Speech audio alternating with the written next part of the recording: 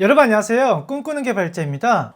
근 한 달 만에 영상을 다시 찍게 되었습니다. 영상이 늦어져서 너무 죄송하고 그동안 개인적으로 좀 많은 일이 있었어요. 그 중에 하나가 오늘 말씀드릴 주제인 이직입니다. 제가 꿈꾸는 개발자를 시작하고 많은 분들로부터 이 나이에 제가 일본에서 취업하기에는 너무 늦었죠? 이런 질문을 정말 많이 받았어요. 그래서 나이를 물어보면 대부분 20대 아니면 30대예요. 제가 그때도 답변을 드렸고 지금도 같은 답변을 드리지만 여러분 늦지 않았어요. 제가 나이가 이제 40이에요. 경력도 그리 많지 않아요. 올해로 5년 차가 된 것 같아요. 그래도 일자리 구했습니다. 이번 영상에서는 제가 어떻게 취업을 했는지 그 썰을 한번 풀어보도록 하겠습니다. 이런 영상이 도움이 되신다면 지금 좋아요와 구독을 눌러주시면 앞으로의 컨텐츠 제작에 너무나 큰 힘이 됩니다.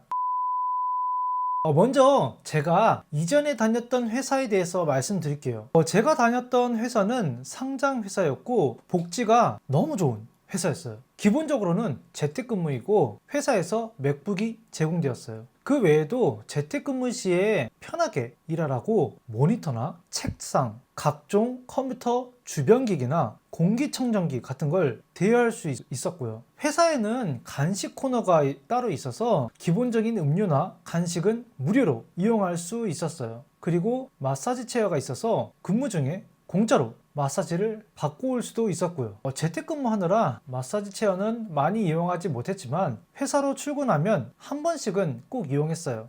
그리고 정기적으로 회사에서 온라인 이벤트를 하는데 그때마다 술값이라고 우리나라 돈 대략 5만 원 정도를 줬고 회사 동료들하고 점심 먹으러 갈 때도 회사 지원을 받아서 점심을 먹을 수 있었어요. 물론 재택근무가 메인이라 이런 혜택도 거의 누리지 못했지만요. 그리고 회사에 오래 다니려면 가장 중요한 게 있죠.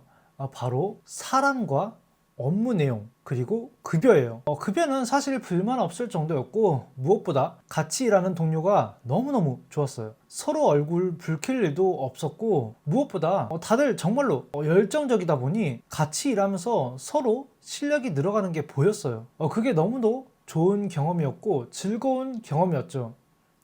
업무 내용도 저에게 딱 맞았는데 저는 주로 신규 개발을 하게 되었어요. 프로젝트 매니저가 어떤 기능을 만들고 싶다 라고 하면 그 기능을 구현하기 위한 신기술을 검색하고 적용하는 게 너무 재밌었죠. 근데 이쯤 이야기하면 다들 궁금해 하실 거예요.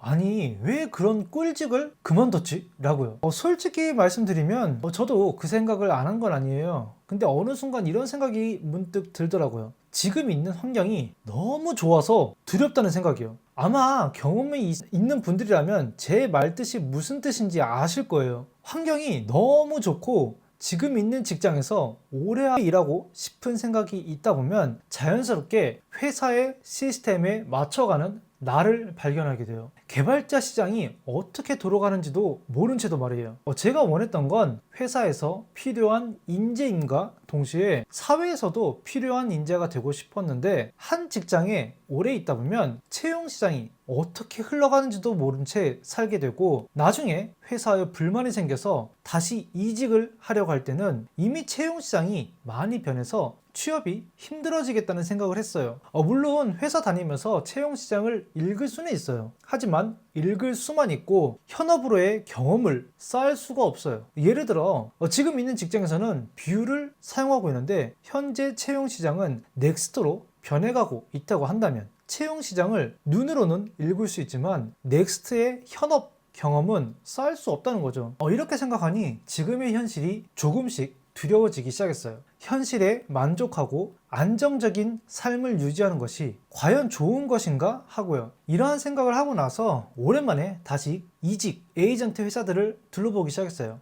대략 8군데 정도를 봤던 것 같아요. 정확한 데이터는 모르겠지만 지금 직장을 취업했을 당시와는 또 다른 분위기더라고요. 제가 꿈꾸는 개발자라는 채널을 운영하면서 가끔 인기 프레임워크나 인기 언어 등을 소개하는데 이걸 막상 몸으로 체험하니까 제가 지금까지 너무 남일 이야기하듯이 방송을 해왔구나 라는 생각을 하면서 반성을 하게 되었어요. 누군가에는 이러한 정보가 앞으로의 결정에 큰 영향을 끼칠 수 있고 정말로 절실한 정보일 거라는 생각을 하니 앞으로는 지금보다 더 진지하고 정확하게 전달해야겠다는 생각을 했습니다. 아무튼 이전과는 또 달라진 개발자 취업 시장을 몸으로 체험하니 지금 회사를 퇴사해야겠다는 생각이 점점 더 확실해졌어요. 이대로는 안 된다.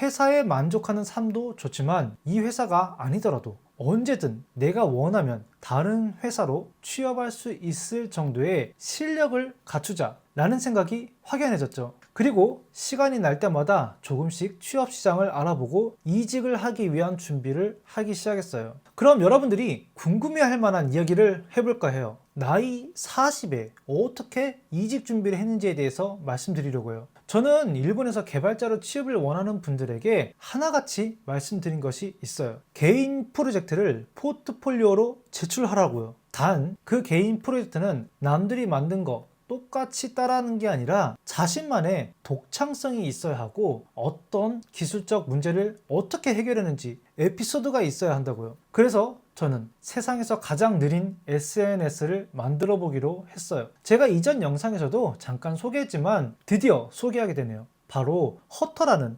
웹앱을 만들었는데요. 허터라는 웹앱에 대해서 간단히 소개하자면 랜덤한 상대에게 랜덤한 시간이 지나면 상대방에게 편지가 도착하는 시스템이에요. 조금 창피하지만 영상 설명란에 링크 걸어 드릴 테니까 한번 놀러와 주세요. 보낸 편지는 지도상에 표시가 되고 지도상에 표시된 종이 비행기를 클릭하면 해당 편지의 사진과 글을 확인할 수 있어요. 참고로 지도를 확대해서 보면 편지가 1초에 한 번씩 이동하고 있는 것을 확인할 수 있어요. 또한 편지가 도착하기 전까지는 받는 사람은 편지 내용을 볼 수 없게 해놨어요.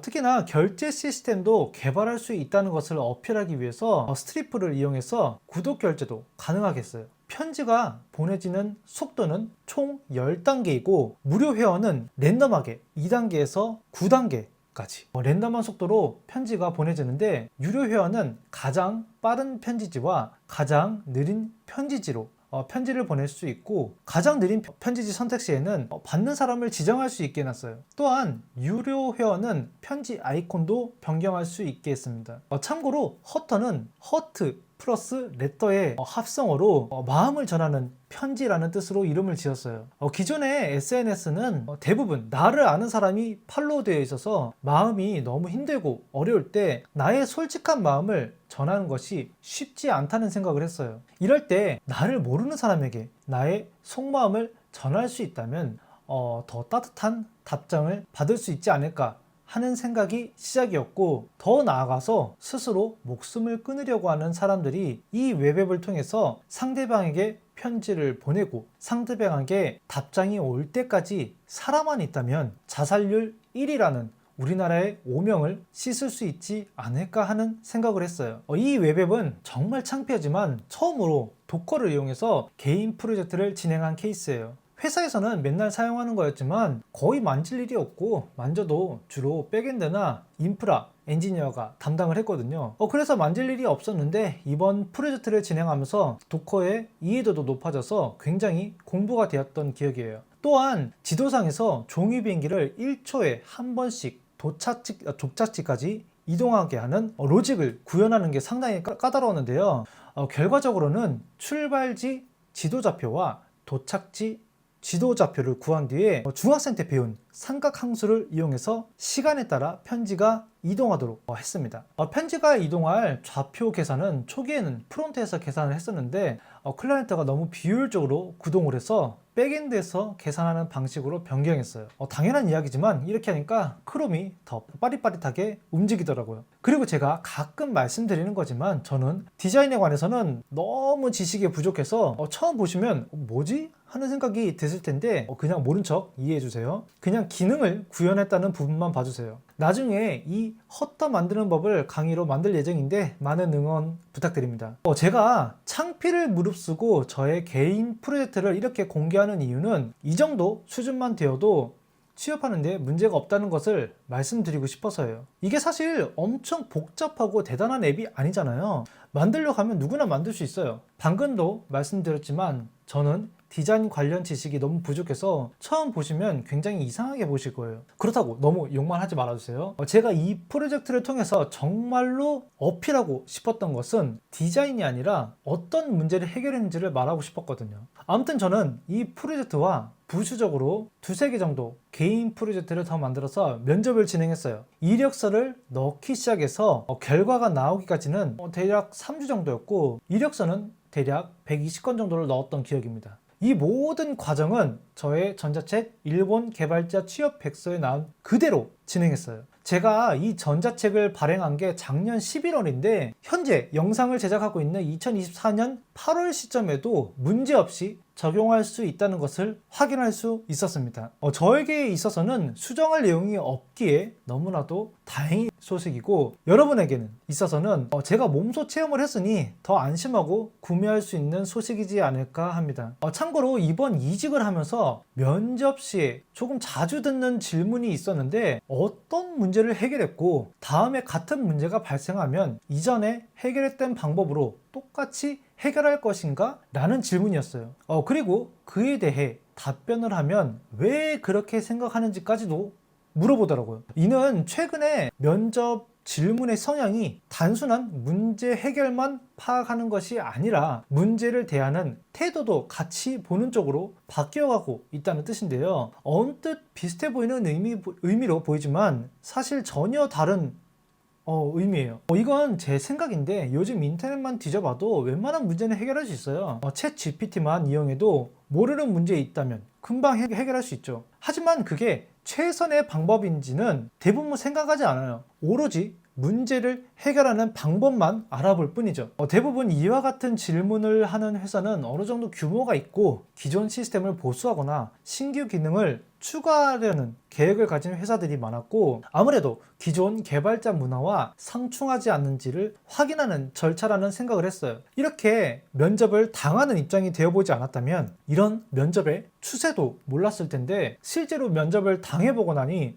저도 이렇게 자신있게 도움이 되는 경험담을 말씀드릴 수 있어서 너무 좋았습니다. 아직도 나이 때문에 일본에서 개발자 취업은 포기할래 하시는 분들은 이번 영상을 통해서 너무 기죽지 마시고 자신의 한 번뿐인 인생을 반짝이는 인생으로 만들어 보시기 바랍니다. 이 나이 돼도 하면 되더라고요. 해봐서 떨어지는 것보다 해보기도 전에 포기하는 것이 더 안타까운 선택이라 생각합니다. 지금까지 경험상 해보고 실패한 사람에게는 박수를 쳐주지만 해보지도 않고 포기한 사람에게는 박수를 치지 않아요. 물론 박수 받으려고 사는 건 아니지만 후회 없는 삶을 살기 위해서라도 지금 망설이고 있다면 꼭 도전해 보시라고 말씀드리고 싶습니다. 그리고 앞서 말씀드렸던 저의 전자책 일본 개발자 취업 백서는 쿠몽에서 구매 가능해요. 영상 설명란에 링크 남겨놓을 테니까 확인해주세요. 오늘 제가 준비한 영상은 여기까지입니다. 오늘 영상이 도움이 되셨다면 좋아요와 구독을 눌러주세요. 오늘 제가 창피를 무릅쓰고 공개해드린 허터에도 많이 놀러 오셔서 많은 피드백 부탁드립니다. 늘 행복하시고 감사합니다.